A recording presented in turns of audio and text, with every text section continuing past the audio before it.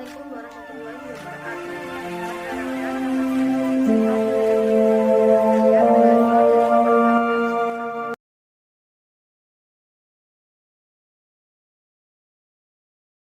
Assalamualaikum warahmatullahi wabarakatuh. Perkenalkan, nama saya Rizky Sulfa Putri Devi. Saya berasal dari Perbankan Syariah EIIN Ponorogo. Di sini saya akan mempresentasikan tentang pasar. Dimulai dari pengertian pasar. Pasar yaitu suatu tempat di mana pembeli dan penjual bertemu untuk membeli atau menjual barang dan jasa-jasa faktor-faktor produksi. Pasar meliputi pertemuan antar pembeli dan penjual di mana antara keduanya mungkin tidak saling melihat satu sama lain. Pasar sendiri memiliki dua jenis, yaitu pasar persaingan sempurna dan pasar persaingan tidak sempurna. Pasar persaingan sempurna yaitu pasar yang struktur pasarnya paling ideal, dan pasar persaingan sempurna bisa diartikan sebagai pasar yang dimana antara penjual dan pembeli tidak dapat memengaruhi harga atau hanya sebagai price taker, dan harga yang ada di pasar itu merupakan hasil kesepakatan dan interaksi antara permintaan dan penawaran. Pasar persaingan sempurna memiliki ciri-ciri: pertama, perusahaan adalah pengambil harga; kedua, setiap perusahaan mudah keluar atau masuk; ketiga, menghasilkan barang serupa; keempat, terdapat banyak perusahaan di pasar; dan kelima, pembeli mempunyai pengetahuan sempurna mengenai pasar.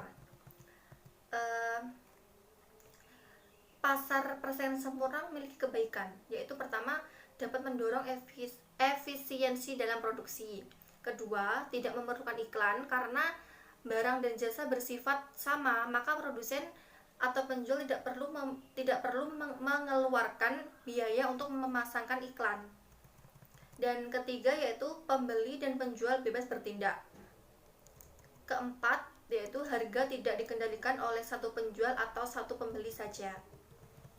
Adapun kelemahan dari pasar persaingan sempurna itu ada dua, yaitu terbatasnya kebebasan pembeli untuk memilih, karena barang dan jasa yang diperjualbelikan bersifat sama, maka konsumen tidak bisa memilih sesuai selera, dan konsumen itu cepat bosan. Dan yang kedua itu tidak mendorong adanya inovasi.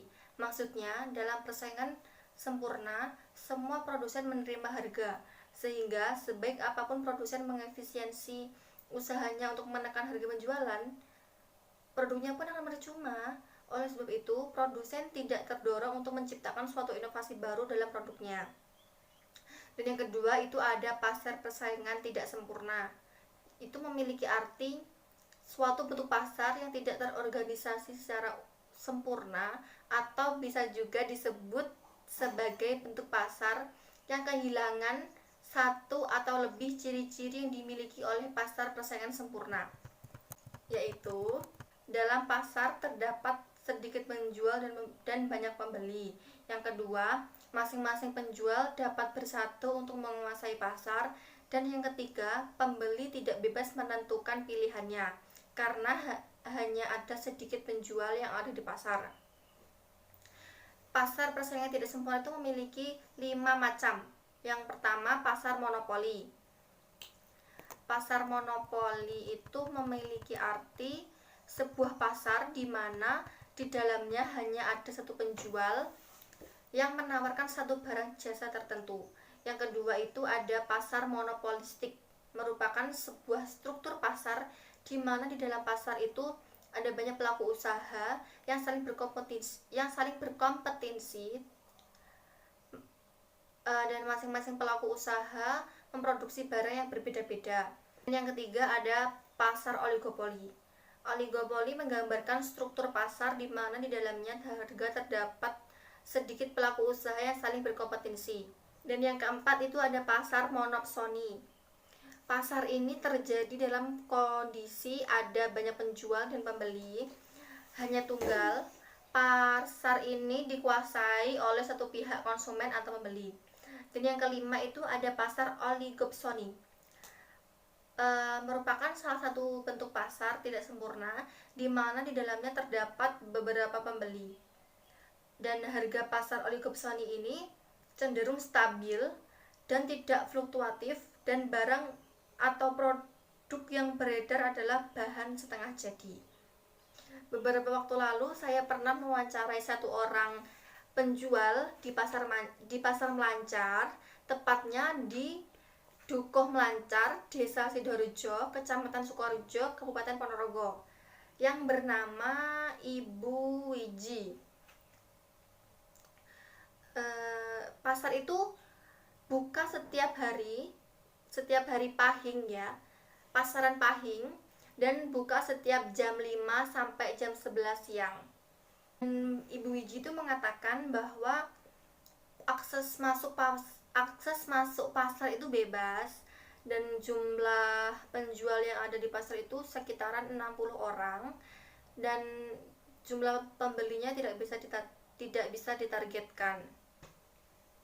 Dan yang kedua itu ada pasar persaingan tidak sempurna. Saya memilih oleh-oleh khas Ponorogo ya, yaitu oleh-oleh jenang Teguh Raharjo yang beralamatkan di Jalan Wibisono Ponorogo. Buka setiap hari jam 7 sampai jam 9 malam. Beli berdasarkan internet ya, saya tidak melakukan wawancara, saya melakukan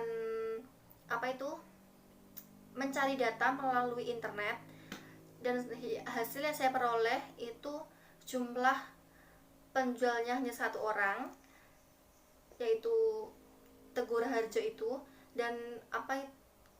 dan jumlah pembeli itu tidak bisa ditargetkan, dan aksesnya itu sulit, berbeda dengan pasar persaingan sempurna yang aksesnya bebas. Kalau yang pasar persaingan tidak sempurna itu sulit, dan keterangannya itu pasar oligopoli, yang pasar persaingan tidak sempurna itu. Untuk karakteristik pasar pada pasar persaingan sempurna, saya mengambil contoh pasar Melancar yang terletak di Dukuh Melancar. Lokasinya sangat strategis, yaitu berada di dekat jalan raya, dan merupakan pasar satu-satunya yang berada di desa Sidorejo ya. Dan untuk pasar persaingan tidak sempurna, saya mengambil contoh oleh-oleh jenang Teguh Raharjo yang pemiliknya yang bernama Sri Harijati. Untuk kisaran jumlah pembeli dan menjual pada persaingan sempurna, jumlah pembelinya sekitaran 200 orang, dan jumlah penjualnya sekitaran 60 orang. Itu yang ada di pasar Melancar ya. Dan pasar persaingan tidak sempurna yang saya mengambil contoh di toko jenang Raharjo itu, pembelinya banyak dan penjualnya hanya sedikit, jadi memiliki selisih yang tinggi.